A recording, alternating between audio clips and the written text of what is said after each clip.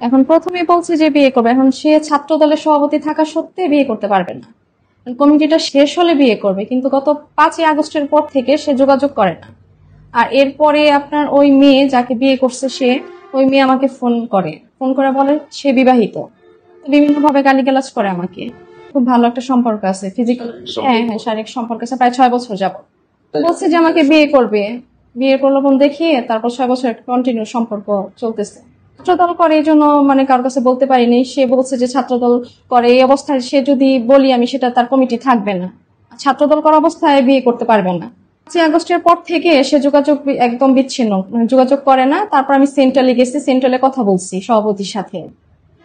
এখন ওইখান থেকেও বলছে যে মীমাংসা করার জন্য এটা, কিন্তু সে আমার সাথে কোনোভাবেই যোগাযোগ করতেছে না, উল্টা আমাকে হুমকি দিতেছে, ফ্রেন্ডরাও দিতেছে, বলতেছে যদি আমার বাড়ি ঘর ভাঙবে, ওর বাসা আমার বাসা খুব কাছাকাছি, বলতেছে যদি আমি বাড়াবাড়ি করি তাহলে এটা ভালো হবে না।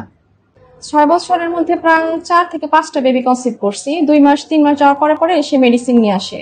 এখন বেবি কনসিভ করার পরে সে বলে যে তার ছাত্র দলের সমস্যা, সে সভাপতি থাকতে পারবে না। তো নিয়ে মেডিসিন নিয়ে এসে আমাকে মেডিসিন দেয়, বিভিন্ন জায়গায় আমার কক্সবাজারে নিয়ে যায়, ওইখানেও মেডিসিন খাওয়াইছি নিয়ে। ইন্ডিয়া গেছে আমার সাথে, প্রায় 15 দিন ছিল। ইন্ডিয়া গেছি 9 দিন ছিলাম, আর কক্সবাজার কিছুদিন পর পরই কক্সবাজার যাওয়া হয়। সম্পর্ক যে পাশাপাশি আমি ওইখানে পড়াশোনা করছি কাপাসিয়া ডিগ্রি কলেজে, ওইখান থেকেই পরিচয়। না না, পড়াশোনা করে, সে রাজনীতি করে, সে আসা যাওয়া করতো। সে তো কাপাসিয়া আহ্বায়ক ছিল ছাত্র দলের, আসা যাওয়া করতো কলেজেও। আর থানায় করলে সে তাদের সাথে তার খুব ভালো সম্পর্ক। সে যদি আবার এখানে টাকা দেয়, টাকা মীমাংসা করে ফেলে, তখন তো আমি তো আর সমাধান পাবো না। এখন চাওয়া তো আমি তাকে চাই, কিন্তু সে আমার সাথে কোনোভাবেই যোগাযোগ করে না।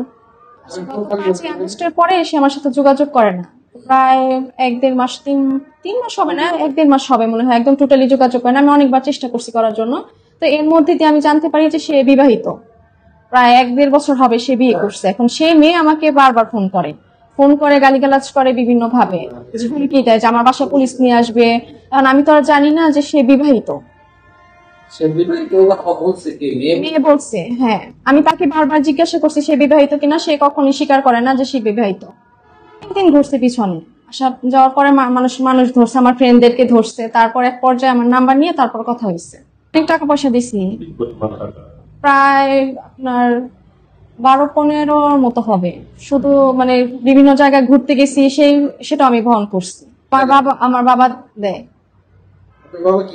দেশের বাইরে থাকে, ফ্রান্সে। হ্যাঁ, আমার ভাই থাকে জার্মানিতে, ছোট ভাই।